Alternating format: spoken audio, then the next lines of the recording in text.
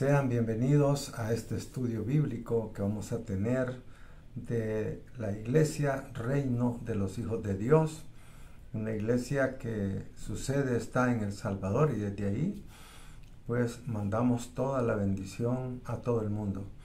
El tema de este día, en este estudio bíblico que vamos a tener, ¿cuáles son los requisitos para entrar en el cielo? Muchos están hablando de entrar al cielo, pero en realidad no dicen la verdad, no explican que para entrar al reino de los cielos no es tan fácil. No es solo de recibir al Señor y ya estuvo. No. Yo no les voy a mentir, estimados. Yo soy el apóstol Abraham Jerez y soy el apóstol del reino. Y Dios me ha dado el mandato de anunciar el evangelio del reino.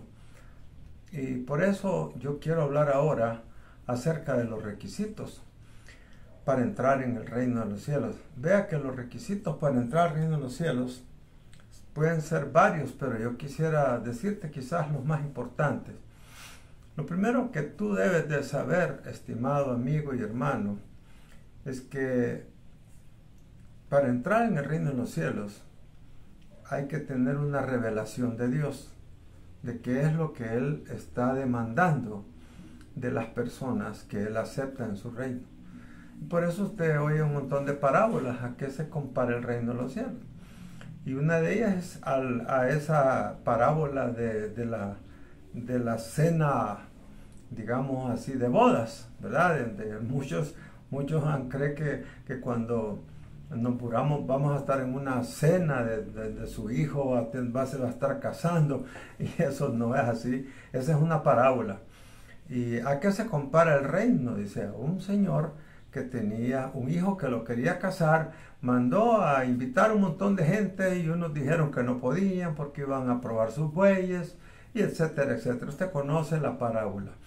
Pero hoy vamos a hablar de los requisitos para poder entrar en el reino de los cielos.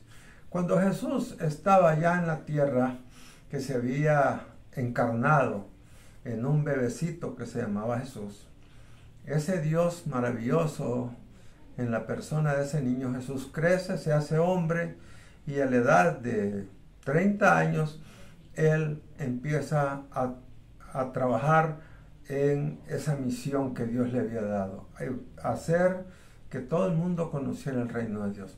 Y lo primero es que Él fue en busca de su pastor. Jesús tuvo pastor.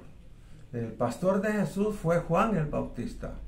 Y les voy a explicar por qué, porque ustedes podrán decir, ¿cómo es eso de que Dios va a tener pastor? Pues sí, tenía pastor. Y cuando fue al río Jordán, en aquella zona especial donde Jesús tuvo su ministerio, se encontró un hombre que estaba hablando acerca del evangelio del reino. Y Juan el Bautista le decía a todos sus seguidores, arrepiéntanse, el reino de los cielos se ha acercado. Jesús oyó esa expresión, y como ese es el mandamiento que él recibió del Padre de anunciar el evangelio del reino, Jesús notó que ese era el mensaje que tenía mucha similitud con el de él. Y fue así como se acercó a Juan el Bautista, y Juan el Bautista reconoció que Jesús era el Mesías, el Dios Altísimo que bajaba a la tierra en forma de hombre en la persona de Jesús. Y le dice Juan el Bautista, yo no soy digno de que ni siquiera de desamarrar o amarrar tu calcetín. Señor, le dijo, tú es el que me deberías de bautizar a mí. Deja, le dijo Jesús. Cumplamos la voluntad del Padre. Y la voluntad del Padre es que tú me bautices a mí. Entonces vino Juan el Bautista y obedeció a la orden y bautizó a Jesús. Cuando una persona te bautiza, ese es tu pastor. Ese se convierte en tu líder. Porque, ¿qué es el bautismo? El bautismo no es lo que muchos piensan. El bautismo tiene varios significados. Uno de ellos es que cuando tú te bautizas, estás renunciando al reino del mundo. Ese es prácticamente en donde tú te sometes al reino de Dios. Y así es como comienza la vida de todo hombre. Renuncia al reino del mundo y al reino de Satanás y se pasa al reino de Dios. Entonces, porque al Padre le ha placido daros el reino. Y el reino de Dios nos ha trasladado, dice la Escritura, del reino de Satanás al reino de su amado Hijo Jesucristo. Ahí vemos primeramente que si nosotros entendemos, hay que arrepentirse para entrar al reino de los cielos.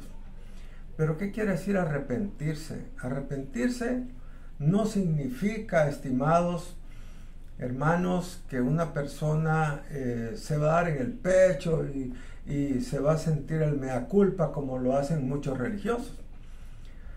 En el reino de Dios, arrepentirse viene del inglés repent, que quiere decir cambiar su forma de pensar. ¿Qué es lo que te hace pecador a ti? La forma de pensar. ¿Qué piensas tú? Lo primero que tú piensas es que si pecas, no hay castigo. Nadie te va a castigar por matar a alguien, nadie te va a castigar por robar, pero en el reino de los cielos sí hay una penalidad. Entonces, por supuesto que cuando tú dejas de pensar de esa manera y empiezas a pensar como piensa Cristo, desde ese momento tú estás siendo pues prácticamente un candidato para entrar en el reino de los cielos. Porque si arrepentirse quiere decir basta ya de seguir en las cosas que no me convienen. Basta ya de ser pobre, basta ya de ser un miserable, basta ya de andar en pecados que lo que al final nos traen son problemas. Entonces, cuando uno se arrepiente, significa que cambia su manera de pensar. Entonces, ¿cuál es la manera de pensar? Que el que roba ya no robe, que el que fornicaba ya no fornique. Entonces, esa forma de pensar es la que entra en una persona y de repente está arrepentido. Entonces, eso es básicamente uno de los primeros requisitos para entrar en el reino de los cielos. El segundo requisito que debemos de tener para entrar en el reino de los cielos es creer y tener fe en el reino de Dios. Vean, estimados, mucha gente cree en el Evangelio, pero no en el Evangelio del reino. Porque el Evangelio del reino involucra las leyes de Dios. Y las leyes de Dios, muchos no las queremos cumplir. Las leyes de Dios están en el libro de Levítico, Deuteronomio, Éxodo. Y esas leyes son las que nos van a llevar al reino de los cielos. Por eso, estimado, debes de creer que el reino de Dios es una realidad.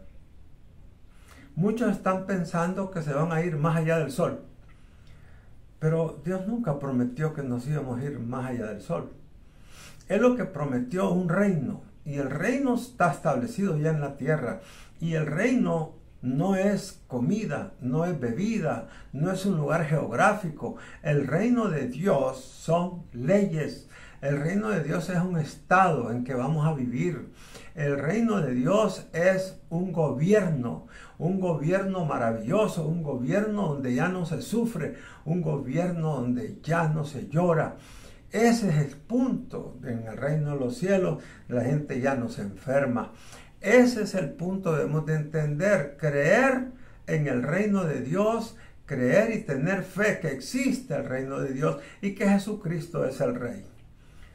Hermanos y amigos, me temo que tengo que decirles la verdad.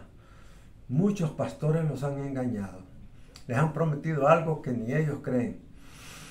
Pero es una forma de ganarse la vida. Ustedes tienen que comprender que hay personas que viven del Evangelio, viven de la gente creyente, viven de la gente que cree en las palabras que ellos dicen. Y por lo menos, en vez de que anden haciendo algo peor, ¿verdad? pero por lo menos que se dediquen a predicar la palabra de Dios es menos peligroso. Pero desgraciadamente no es eso lo que hay que predicar. Lo que hay que predicar es el evangelio del reino. Y el evangelio del reino son leyes. El mismo Señor dice en su palabra en el libro de Josué 1:8, no se aparte este libro de la ley de tu boca. Día y noche meditarás en él, harás como dice él, entonces harás prosperar tu camino y todo te saldrá bien.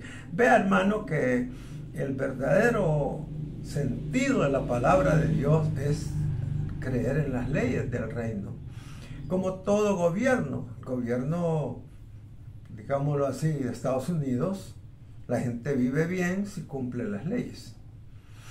Si hablamos de Israel, los israelitas trabajan, se esfuerzan, cumplen sus leyes y así de esa manera ellos viven una vida bonita. Y así en cualquier país, en el reino de Dios no es una excepción. Si usted cumple las leyes del rey, no matarás, no robarás, no dirás falso testimonio, no vivirás con la mujer de tu prójimo. Todas esas cosas son exactamente lo que nos va a dar la felicidad en el reino de Dios. Entonces, ¿qué tenemos que hacer? Realmente creer en el evangelio del reino, que es un evangelio que nos gobierna, es un gobierno celestial. Entonces, algo más, otro requisito que debemos de saber y conocer es que para entrar en el cielo se necesita una ciudadanía. Y la ciudadanía hay que adquirirla. Es como, por ejemplo, si usted viene a Costa Rica, usted tiene que pedir la ciudadanía tica. Si va a El Salvador, ahí vemos que unos europeos adquirieron la ciudadanía salvadoreña y les dio gozo. Imagínese usted el gozo que le da a la gente cuando recibe la ciudadanía americana. No caben de alegría, hasta hacen fiesta. Pero la ciudadanía del cielo está por encima de todas. Y tener la ciudadanía del cielo es lo más grande y gozoso que puede tener un hombre. Por eso, adquirir la ciudadanía debería ser una de las cosas más importantes de una persona. Y quiero leerte en Efesios 2:12, dice, recordad que en ese tiempo estabais separados de Cristo, excluidos de la ciudadanía de Israel, extraños a los pactos de las promesas, sin tener esperanza y sin Dios en el mundo. Estimados amigos y hermanos, la ciudadanía es la que nos hace estar unidos a Dios. La ciudadanía, alejados, dice, que en aquel tiempo alejados de la ciudadanía de Dios. Entonces, también leamos el libro de Filipenses 3:20. También aquí se nos habla siempre de la ciudadanía. Dice el Señor, porque nuestra ciudadanía, vea, lea conmigo otra vez, porque nuestra ciudadanía está en los cielos, de donde también ansiosamente esperamos a un Salvador, el Señor Jesucristo. Entonces, ya son dos citas bíblicas que nos hablan de la necesidad de tener ciudadanía del cielo. ¿Y la ciudadanía cómo se adquiere? La ciudadanía se adquiere exactamente con lo que en el punto número 4 que yo le voy a hablar. Es necesario nacer de nuevo. Para poder entrar en el reino de los cielos tienes que nacer de nuevo. Y nacer de nuevo implica un montón de cosas que yo te voy a explicar. Por eso la Escritura dice que aún a los justos les es difícil entrar en el reino de los cielos. Y aún con sacrificios no está fácil entrar al reino de los cielos. Hay doctrinas que dicen que acepta a Cristo, levanta la mano y ya eres salvo y te vas para el cielo y empieza a dar tu diezmo y todo está bien. No, no es así, estimado. Ahí me va a perdonar, pero no es así. Esto me lo puede refutar quien quiera, pero yo le salgo ganando porque está en la Biblia. Y la Biblia no miente. La Biblia dice claramente qué es lo que nosotros debemos de hacer. Quiero que vaya conmigo al libro de Juan 3:3 y en este libro se le acerca Nicodemo al Señor Jesucristo y le dice estas palabras. Había un hombre de los fariseos llamado Nicodemo, prominente entre los judíos. Este vino a Jesús de noche y le dijo: Rabí, sabemos que has venido de Dios como maestro, porque nadie puede hacer las señales que tú haces si Dios no está con él. Respondió Jesús y él le dijo: en verdad te digo que el que no nace de nuevo no puede ver el reino de Dios. Ni siquiera le había preguntado y ya Jesús ya sabía que venía Nicodemo. Entonces él le dice, aquí está en rojo: en verdad te digo que el que no nace de nuevo no puede ver el reino de Dios. Entonces es un gran requisito el nacer de nuevo. Pero ¿qué es el nacer de nuevo? En esto hay un montón de mentiras. Nacer de nuevo no es una persona que ya no peca. Nacer de nuevo no es una persona que algo le pasó, se transformó. No tiene nada que ver con eso. Una persona puede estar transformada y no nacer de nuevo. El nacer de nuevo es algo mejor que todo eso. Y dice la palabra, Nicodemo le dijo: ¿cómo puede un hombre nacer de nuevo siendo ya viejo? ¿Acaso puede entrar por segunda vez en el vientre de su madre y nacer? A propósito, felicidades a todas las madres del Salvador que este día están celebrando el Día de la Madre. Escuche, estimado. Jesús respondió: en verdad te digo que el que no nace de agua y del Espíritu no puede entrar en el reino de Dios. Aquí Jesús está poniendo otra traba más grande.